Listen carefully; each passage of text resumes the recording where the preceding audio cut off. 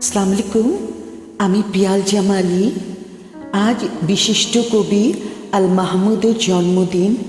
তাঁর প্রতি গভীর শ্রদ্ধা জানিয়ে তাঁর নোলক কবিতাটি তাঁকে উৎসর্গ করছি। ভুল ত্রুটি ক্ষমাসুন্দর দৃষ্টিতে দেখবেন। নোলক। আমার মায়ের সোনার নোলক হারিয়ে গেল শেষে, হেথায় খুঁজি হোথায় খুঁজি সারা বাংলাদেশে। নদীর কাছে গিয়েছিলাম, আছে তোমার কাছে?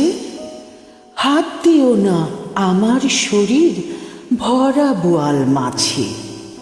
বলল কেঁদে তিতাস নদী হরিণ বেড়ের বাঁকে, সাদা পালক বকরা যেথায় পাখ ছড়িয়ে থাকে।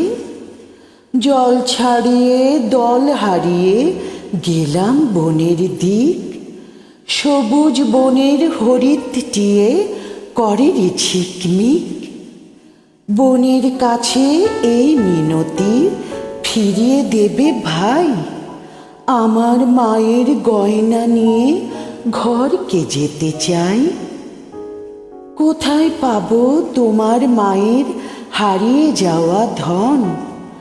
আমরা তো সব পাখ পাখালি বনের সাধারণ।